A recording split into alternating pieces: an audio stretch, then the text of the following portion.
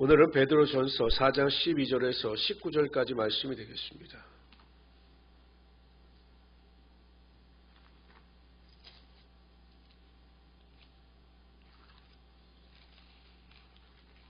베드로전서 4장 12절에서 19절까지 말씀입니다. 신약성경 382페이지입니다. 우리 먼저 우리 4장 12절, 13절 우리 한 절씩 교독합니다. 사랑하는 자들아, 너희를 연단하려고 오는 불시험을 이상한 일 당하는 것 같이 이상히 여기지 말고 오히려 너희가 그리스도의 고난에 참여하는 것으로 즐거워하라. 이는 그의 영광을 나타나실 때 너희로 즐거워하고 기뻐하게 하려 함이라. 아멘. 고난당하는 것을 이상히 여기지 말고 우리 고난당할 때 기뻐하고 즐거워하라. 이렇게 말씀하고 있습니다. 그리고 그 이유에 대해서 세 가지 정도로 설명합니다. 고난을 통해서 우리는 연단을 받는다라고 이야기합니다. 즉 고난을 통해서 연단을 받고 연단을 통해서 신앙의 성장과 성숙을 이루어 간다라는 것입니다. 연단을 통해서 믿음이 견고해지게 된다라는 것입니다. 성경에 나타나고 있는 하나님의 위대한 인물 가운데 고난의 학교를 통과하지 않은 사람은 한 사람도 없습니다. 모든 사람들이 고난의 학교를 통해서 믿음이 견고해지고 믿음이 성숙해짐으로 하나님께 영광을 돌리고 그 일을 통해서 하나님의 큰 능력을 맛볼 수 있게 되었던 것입니다. 연단 없는 성장과 성숙을 얻듯이 항상 고난을 통해서 베푸시는 하나님의 은혜와 축복을 기대하시면서 고난과 연단 가운데 모든 것을 넉넉히 이기며 기뻐하며 승리하시기를 바랍니다. 두 번째는 그리스도의 고난에 참여하기 때문이다 라고 이야기합니다. 2절에 보면 13절에 보면 그리스도의 고난에 참여하는 것으로 즐거워하라. 그리스도의 고난에 참여한다라고 하는 의미는 우리가 그리스도로 인하여 고난을 받는 것을 의미하는 것입니다. 이 말의 의미는 무엇이냐? 우리가 그리스도께 속한 자가 되었음을 인정받는 것이라는 것입니다. 그리스도께 속해 있기 때문에 그리스도로 인하여 구원을 받았기 때문에 우리가 그리스도로 인한 고난에 동참할 수 있게 되는 것입니다. 그러므로 우리가 그리스도께 속한 자로 인정받은 것에 대하여 기뻐하고 감사할 수 있어야 한다는 것입니다. 세 번째는 우리 13절에 보면 그의 영광을 나타내실 때 예수 그리스도께서 재림하실 때 우리가 고난과 연단을 통해서 믿음이 성장하여지고 하나님께 영광 돌리는 것으로 인하여 상급을 얻게 되기 때문에 그것으로 인하여 기뻐하고 즐거워하라 이렇게 말씀하고 있는 것입니다. 고난은 우리에게 큰 믿음의 자양분이 될 수가 있는 것입니다.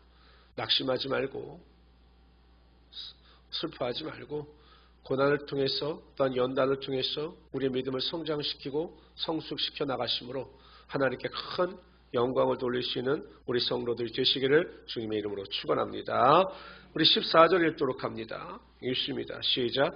너희가 그리스도의 이름으로 치욕을 자로다 영광의 영 곧 하나님의 영이 너희 위에 계심이라. 여기서는 한 걸음 더 나아가 고난당하는 것이 오히려 우리에게 복이 된다. 오히려 그리스도를 위해 치욕을 당하는 자들이 복이 있는 자다라고 말씀하고 있습니다. 그 이유에 대해서 하나님의 영광의 영, 즉 성령께서 우리 위에 계시기 때문에 그것이 복이 있는 것이다 라고 말씀하고 있습니다. 우리가 고난을 당하고 환난을 당할 때 하나님께서는 우리의 고난과 환난을 외면하지 아니하십니다. 그 고난과 환난 가운데 성령, 도우시는 영이신 성령을 우리 위에 부어주심으로 말미암아 우리가 넉넉히 이기게 하시고 그 넉넉한 승리 가운데 하나님의 큰 축복과 복이 임하게 하여 주시는 것입니다. 스데반 집사가 장로들이나 서기관들, 대제사장들 앞에서 큰 고난을 당합니다. 돌로 쳐 죽임을 당합니다. 그러나 그러한 상황 가운데서도 스데반 집사는 두려워하지 않았습니다. 그 얼굴이 천사와 같이 평안했습니다. 하나님 우편에 앉아 계신 예수 그리스도를 보게 되었습니다. 영안이 열린 것입니다. 어떻게 그것이 가능했느냐? 성령께서 함께하여 주시고 성령의 충만의 능력이 그를 도우셨기 때문에 그가 모든 환경 가운데 넉넉히 이김으로 하나님께 기쁨이 되고 영광이 될 수가 있었던 것입니다. 성도 여러분, 항상 보혜사이신 성령께서 우리 가운데 함께 하시고 고난과 환난 가운데 우리를 이끌어 가시는 것입니다. 그리고 그래서 고난이 변하여 축복이 되게 하시고 슬픔이 변하여 기쁨이 되게 하여 주십니다. 그래서 우리는 다 복이 있는 자가 되게 되어 있습니다. 그러므로 어떠한 고난이나 문제가 있다 할지라도 낙심하지 마시고 성령의 충만함을 통해서 넉넉히 이기심으로 하나님의 더 큰 예비하신 복을 누리며 살아가시는 귀한 성도들이 되시기를 주님의 이름으로 축원합니다. 우리 15절부터 19절까지 있습니다. 너희 중에 누구든지 살인이나 도둑질이나 악행이나 남의 일을 간섭하는 자로 고난을 받지 말려니와 만일 그리스도인으로 고난을 받으면 부끄러워하지 말고 도리어 그 이름으로 하나님께 영광을 돌리라.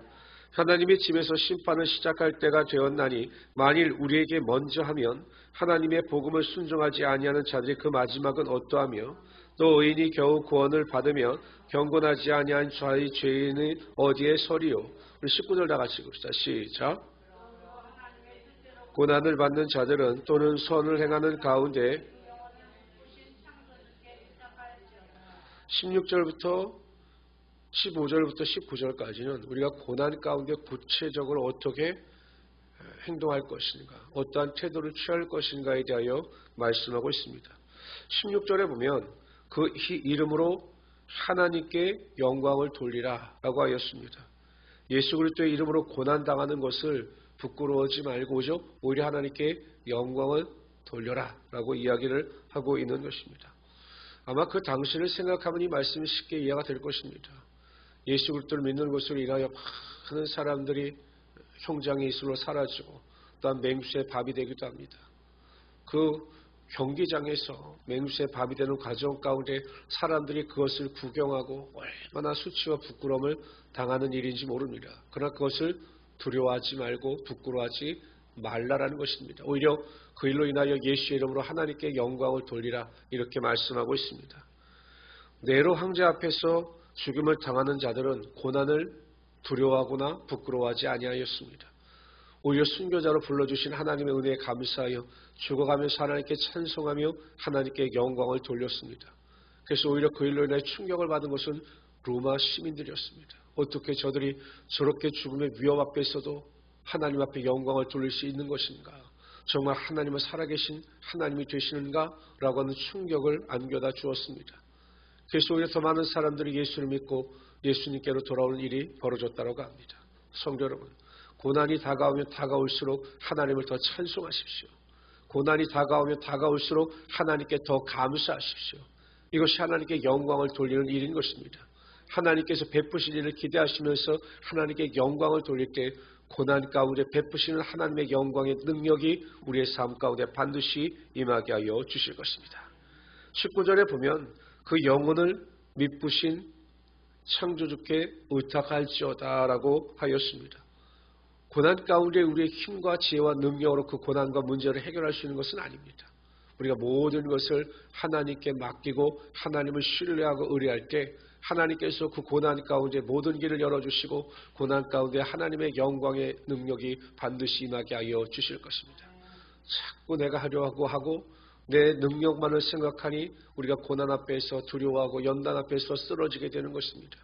모든 것을 하나님께 맡기시기를 바랍니다. 그리고 평안 가운데 거하시기를 바랍니다. 그럴 때 고난을 통해서 역사하시는 하나님의 은혜와 축복이 또 모든 것을 맡겼을 때 부어주시는 하나님의 영광이 우리의 삶 가운데 분명히 임하게 될 것입니다. 그래서 여러분 항상 고난이 변하여 영광이 된다라고 하는 이 성경의 진리가 우리의 삶의 믿음의 기초가 될 수 있도록 최선을 다하며 살아갈 수 있는 우리 성도들이 되시기를 주님의 이름으로 축원합니다.